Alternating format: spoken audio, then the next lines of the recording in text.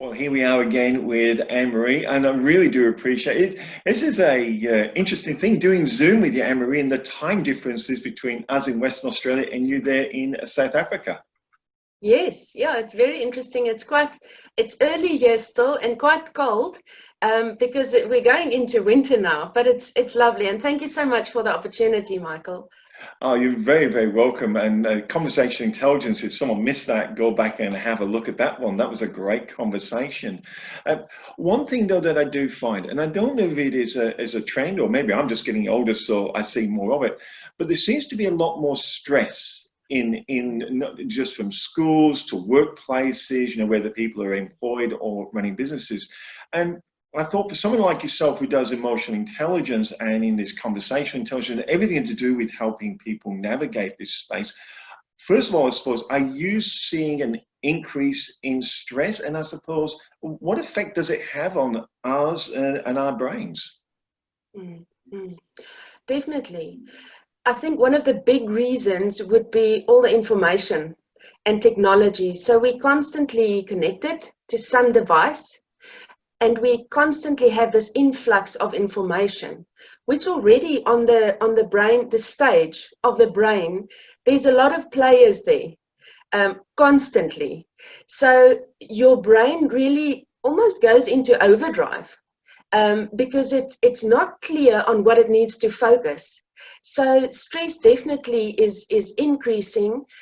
With regards to the brain, Michael, very interesting that as soon as you do perceive something as stressful, you literally go into an away state because your brain is warning you, whoa, something, protect yourself, something, this, first check this out.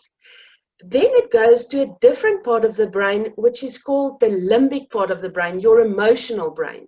And as soon as you go there, you literally secrete cortisol and adrenaline, which prepares you for fight and flight. And if we sit there, we literally attack, or we defend, or we withdraw, or those skeptic people that say, I'll check this out first. Yeah. So stress definitely has a big impact on the brain and on the outcome as well. I'm just picking up on when you're saying, and I guess a lot of people have heard of fight or flight, and that is like in our brain itself is from ancient times. But fight or flight, I'm finding doesn't seem to have much room anymore, much space in today's modern world. We don't seem to be able to fight or flight anymore. We just seem to have to learn, adapt, and is this change? Is this change? Is the fight or flight still there, but do we have to then subdue it and replace it with something else? Mm. So obviously, your CEO, you might perceive him as a lion and you might want to run away, but you can't. But what literally happens in the brain, and in your body is that it prepares you to fight or flight. So you might not do it, even though you might want to, but you override that socially because it's not correct, it's not the correct behavior. But what that means, that cortisol stays in your body and we never get rid of it. Interestingly enough, cortisol has got a shelf life of 26 hours. So when you get flushed by cortisol, stays there for 26 hours. But if we continuously in a state of stress, you get flushed with this. And this is why, long-term stress really affects your health. Wow. In a very bad way. We all know, eat healthy, exercising is crucial because that is a way in which you can actually balance your neurotransmitters. We know with exercising, you secrete serotonin, oxytocin, dopamine, which are your feel-good hormones, and you get rid of all that stress. For me, that really works, Michael, is I have a thinking partner. So every Monday morning at 8, it's a standing appointment, we have a conversation. It's just a space that's safe and that there's no judgment in, and there's no agenda for that space. But what happens in your brain is you get to talk things through, you get to talk your thinking through. And that already gives you some clarity, and it also calibrates you for the week. It sets you up in a stronger way than what you would go into the week feeling stressed and overwhelmed. So I find that that's a very good and a practical technique that works for me.